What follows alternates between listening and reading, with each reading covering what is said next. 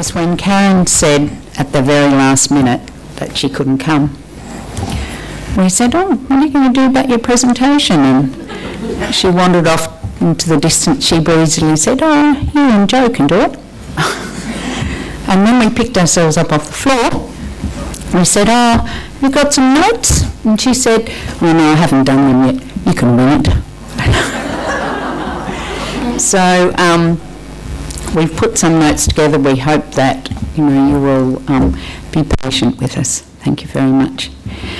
So today we'll be sharing our experience of working with people who are supported under block-funded programs and who live in private hostels or social housing. There's a number of programs at Micah projects that support people who are homeless, sleeping rough. But part of the funding with the programs we're talking about is that there is housing or accommodation sort of connected to the funding. Micah Projects is a not-for-profit social justice organisation, and we work with a diverse population of people with lots of disadvantage, and many of them have psychosocial disabilities. The photos in today's presentation are from the book Creating Homes, Lives Changing, which is about the stories of 22 resilient people and how linking housing and support has made a real difference to their lives. And their stories are on the Micah Project's website, and they're well worth having a look at. So I'm the team leader of the Resident Support Program at Micah Projects, commonly called RSP. As I said, we receive block funding under Disabilities Queensland to work with people who live in the private hostels. So they're called in Brisbane level 3 supported accommodation facilities. They're called different things in different states, I think. And generally we call them hostels or level 3s, which I'll probably use interchangeably. The people who live there pay between 75 to 85% of their disability pension for board and lodgings and meals and assistance with medication and basic support.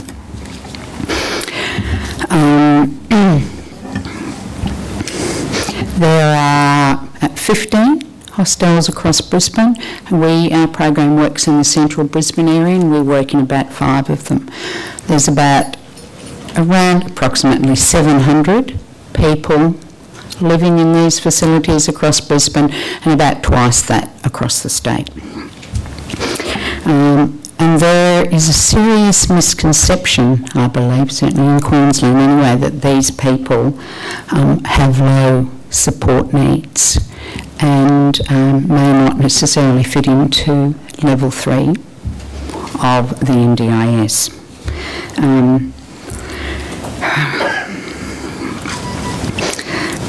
The majority of people that we support have really significant psychosocial disabilities as a result of their mental illness. Some of them have an intellectual disability or an ABI as well. They have multiple chronic health issues, from the really obvious things like severe dental disease, cataracts, diabetes. It's been a long time since they've had their eyes checked, asthma, and to heart disease and a whole lot of other things which often haven't been diagnosed, and if they have, haven't been treated. They're very disconnected from the mainstream community. More often than not, they don't have case management. They've been referred on to their GP, and they're ageing quite rapidly because of all the issues that I've just stated. When we work with people when they're unwell, there's often a tension between what they want at a particular time and what they need to maintain their tenancy. And so even though we're a disability funded service, supporting these people really doesn't equate to going in and providing a service to my 92-year-old mother who can't manage to do her housework anymore or manage with her shower and assist it.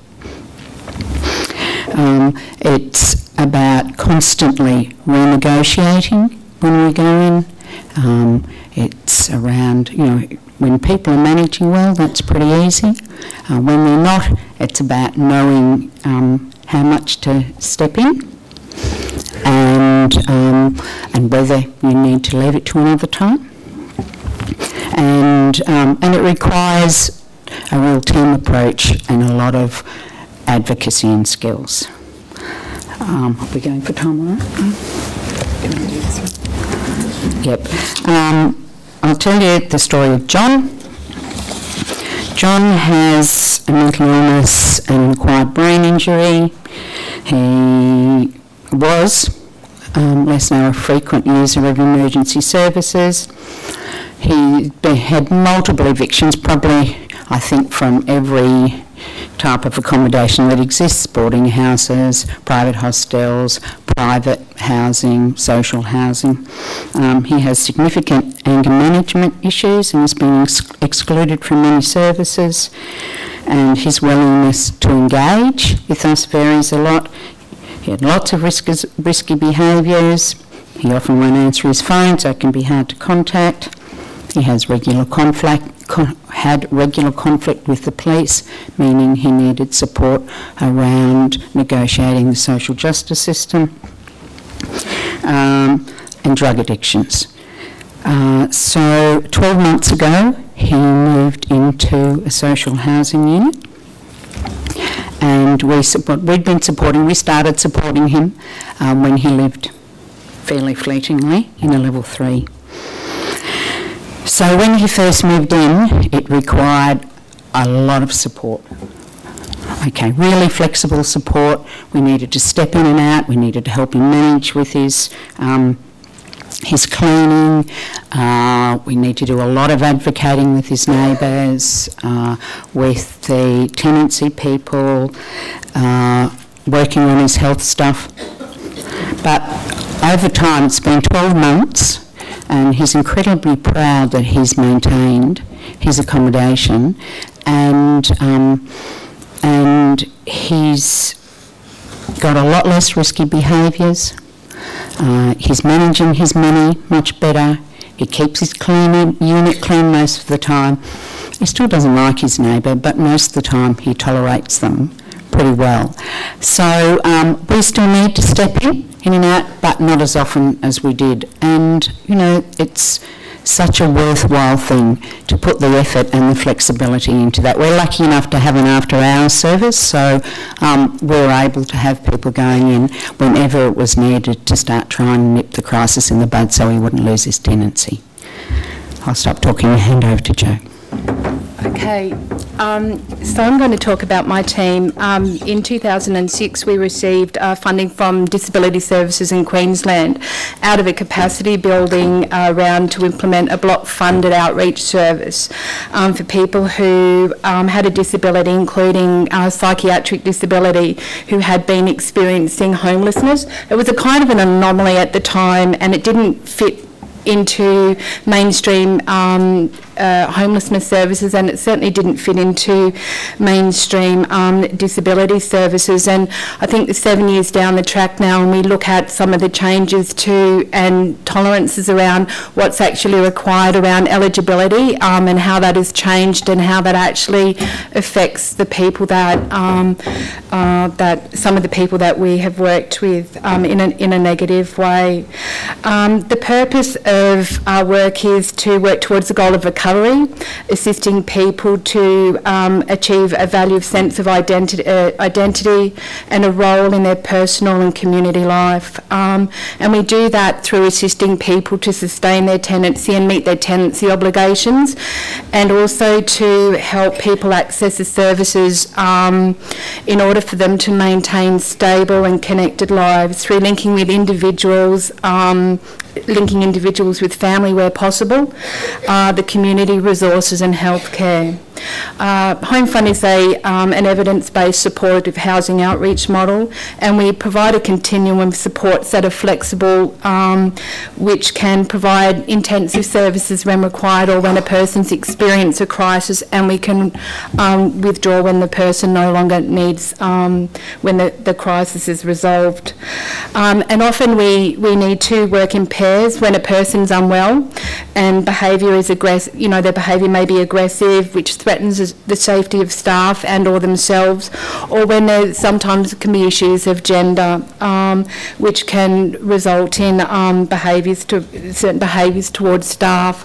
We currently work with about 60 individuals at a budget of just over $700,000, which equates to just over $11,000 per annum per person for a 7-day-a-week service, 365 days with access to support 9 to 5 through my team, but also after hours, as Mel talked about, with support from our home fund, our homeless teams until 2 a.m, which are linked to usually healthcare services. Yesterday, David spoke about the importance of stable housing, relationships, employment opportunities, and to be able to participate into the community of person's choice. And we've also heard from many other speakers about where the gaps are in the landscape and how that may potentially affect this particular group of people as we move towards a new landscape of the NDIS. Recently we had an external evaluation done of Home Front by Housing Innovations, and they assessed against the Corporation of Supportive Housing 7 dimensions of quality and supportive housing. And what's interesting, over the last 2 days we've heard the same issues come up time and time again, the importance of integration of social supports and specialist clinical services, and the partnerships that need to be made with the the public health system and the not-for-profit sector or the NGO sector, where people are getting their support. And, to date, this has been really problematic for us. There are people who are given different diagnoses by a succession of treatment teams, and therefore there's always an uncertainty about what their diagnosis is. Recently I spoke to a psychiatrist and asked for a case conference for a woman that we had been supporting. She'd had many presentations to emergency, and she'd had extensive contact with the justice system, and her behaviour was really putting her at really high risk. So I wanted to have coordination with her treating team and also the community team, and I was told that they, the psychiatrist didn't feel that it would be beneficial for that to happen, and that their job was actually to care for this person from afar. But when she's continuously in such a vulnerable state, that that often isn't helpful for us to do. For that to happen. The importance of the integration of services through all different systems, whether it be through tenancy, as a core component of supportive housing, the linking of tenancy management and support services. We've heard a lot about continuous investment in practice improvement and evidence-based practice, the importance of, when you're working with people who have got challenging behaviours and complex needs, the importance to be able to look at skill matching and worker rotation to avoid worker fatigue and burnout. We heard Brooke talk about, the role of staff supervision and development in terms of those issues as well, and the ongoing organisational investment and support that's required in developing continuous improvement, quality and data systems that assists not only in measuring the outputs, but also looking at, what does it actually really mean for people, the outcomes that are happening, and also the problems that happen at a service level about, having to have multiple reporting systems that, and in order to minimise the administration and maximise the time that we're actually spending with people.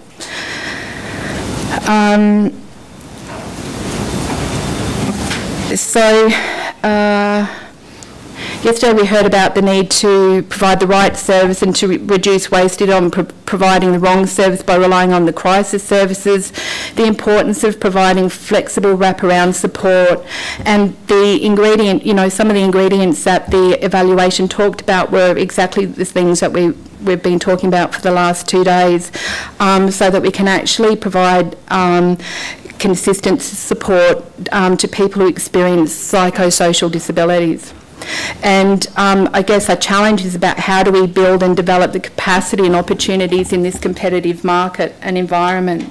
We also, Micah, provide some individual packages for people. Some of them are quite substantial, over $100,000, and it locks people into a type of support. However, for some individuals, it would have been a much better and more effective service if it was actually linked to a block-funded service, where the person could actually get the flexibility that they require rather than the constraints of their individual package.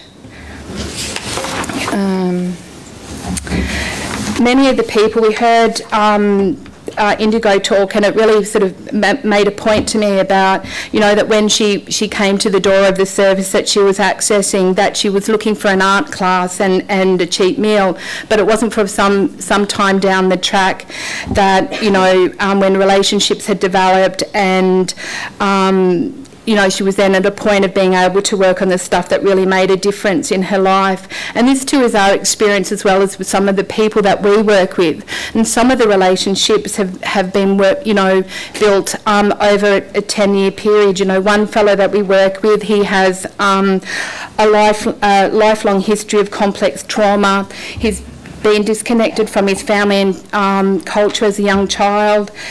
He's had contact with many systems, including extensive engagement with justice, mental health, disability services, housing and homelessness, community housing providers, drug and alcohol systems, and Indigenous services. And when we met him, he was, it was over 10 years ago, and he'd been sleeping rough behind a church for several years.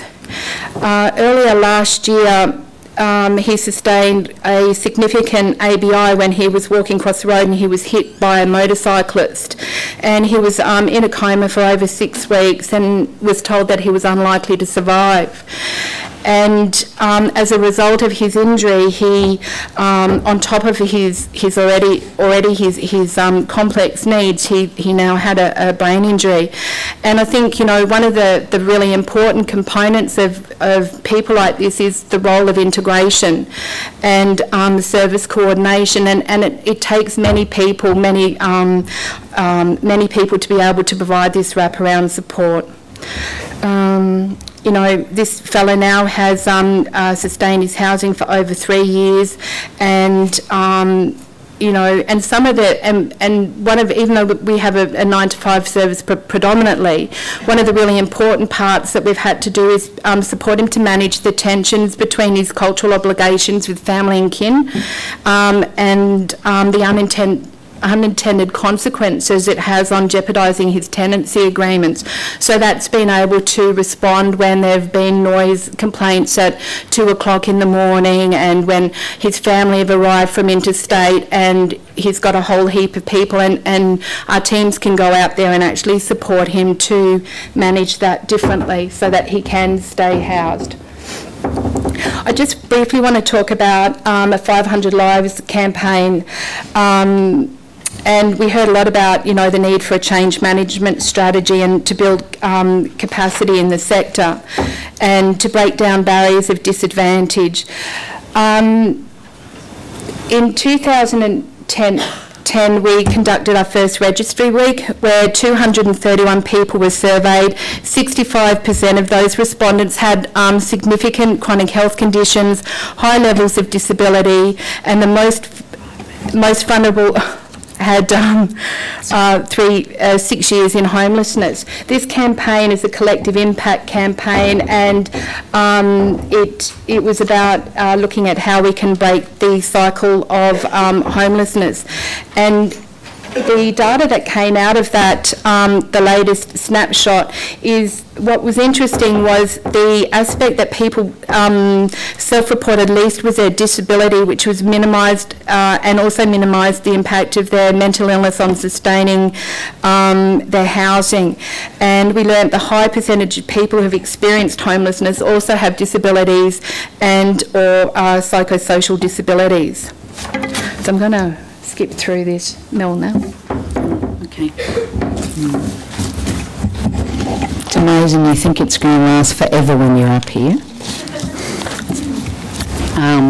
So, the risk of homelessness for people with mental illness, not paying their rent, is a really biggie, and you know, it's one of those constant tensions that we're working with people around their frustration if they're under the public trustee about, you know, when they live in poverty, they never have enough money, and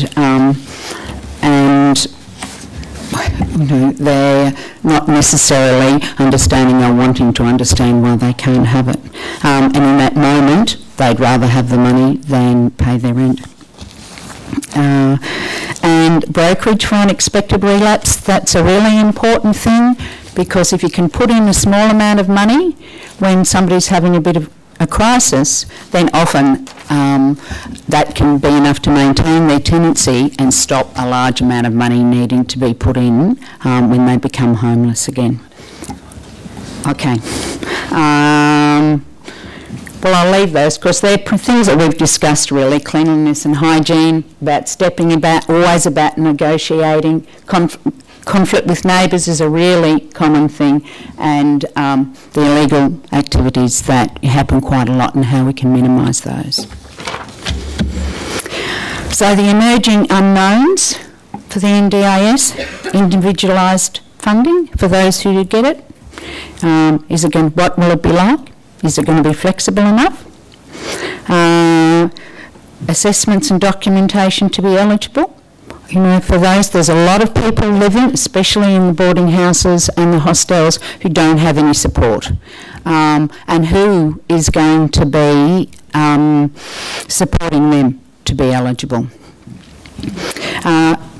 People have talked about the need for a skilled workforce to work with these people, especially around challenging behaviour, and the need that we talked about always working that tension between self-determination and people managing their responsibilities to maintain their housing and to keep their health well.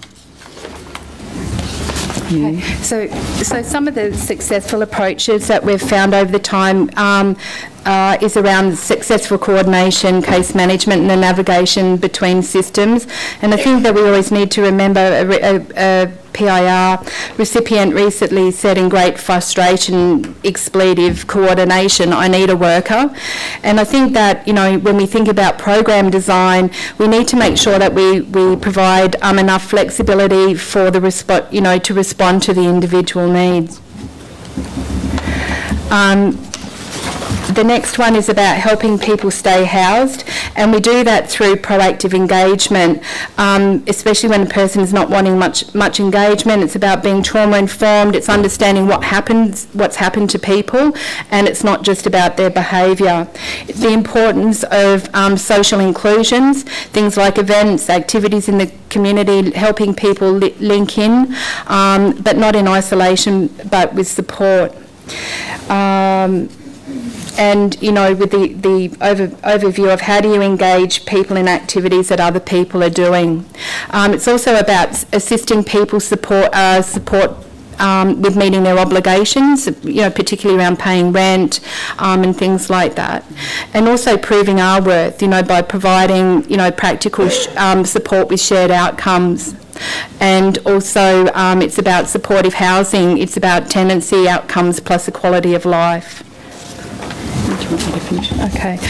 Integrating healthcare is a really core component. Once people move into permanent housing, coordinated healthcare and mental health are crucial elements to prevent a return to homelessness. And we've developed an integrated healthcare team to help us respond to those. And this information is all on our website if you're interested in following up. And there's some really interesting data from the integrating health team looking at the cost-benefit analysis of the cost of the nursing service and the reducing the presentations in emergency. So that would be worth you looking at too.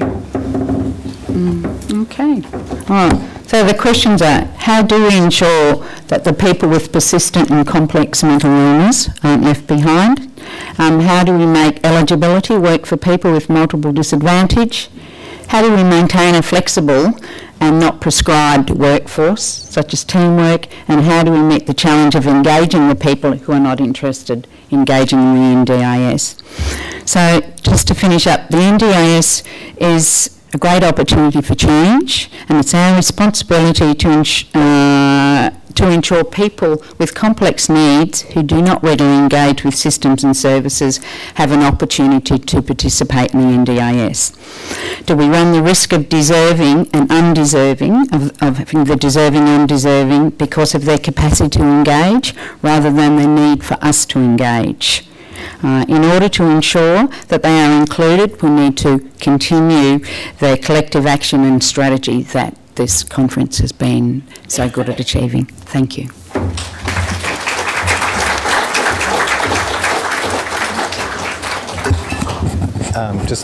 We might have one or two questions. Okay, thank you, Joe and Mel. They were pretty quick to leave the stage, but I think we have time for one or two questions. There's a hand up at the back there. Again, if you can just introduce yourself.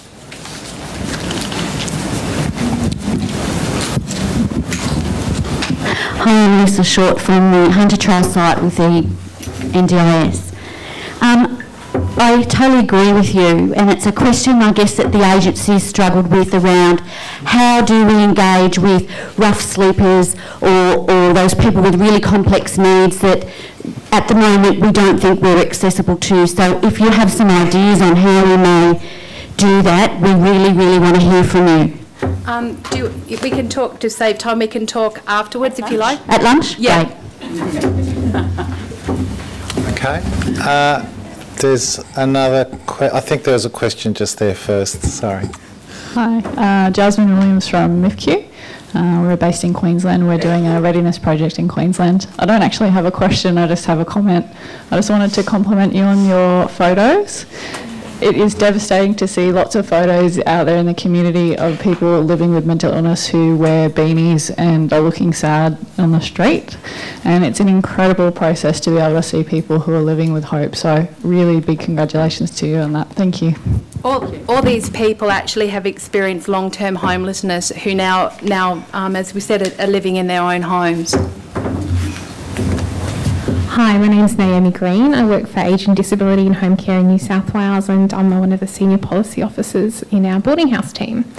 Particularly interested, love to hear that, you know, there are people in other states doing this work. We actually do it from within government in New South Wales predominantly and fund service providers to go in. I guess my concern around all of this is that boarding houses and hostels are accommodation services that I'm seeing aren't really being recognised by NDIS as it's rolling out in Hunter. There's concerns around continuity of support, so if somebody gets evicted from a boarding house where they've been getting supports that haven't been picked up by NDIS, that's a really big thing. And I think also that thing you said about defining people as low care when they're not, and that's definitely been our experience, particularly around a lack of informal supports for people as well. Given that boarding house hostel operators are unlikely to become service providers in the NDIS world, either they won't be interested or they won't pass muster, and that block-funded services are likely to be withdrawn, including possibly government services in New South Wales. This scares me. And I'm really wondering if you guys have put any thought into how that's going to play out in Queensland, or we can talk about it afterwards. Well, we've put plenty of thought into it. We're still we're just lobbying and trying to let people know, because as I said, there really is an idea that these people have low needs, and that, they'll be pretty easy to support. In the program that we're doing, we're currently trying, with the people that we support, which is only a small percentage of people who live there, trying to get them assessed by disability services. And that's really tricky.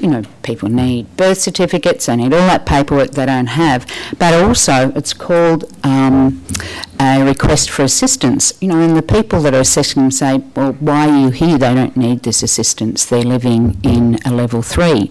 And we say, they are at the moment, but you can't guarantee that they will stay there, and you're not giving them any options if this is about what they need for support, and they're also paying for their own support. So they're the points we're putting across. Just briefly, one other thing on that is just, I think also that in NDIS there's an assumption that people are kind of certain way along the spectrum of choice, control, independence and all that kind of stuff. And my experience has been that most of the people living in boarding houses and hostels have a significant history of institutionalisation, particularly even in the boarding house itself. So, I always talk about it being like, NDIS is potentially pushing somebody into a swimming pool who can't swim yet. So what are we doing to kind of prepare people to get to that point? So.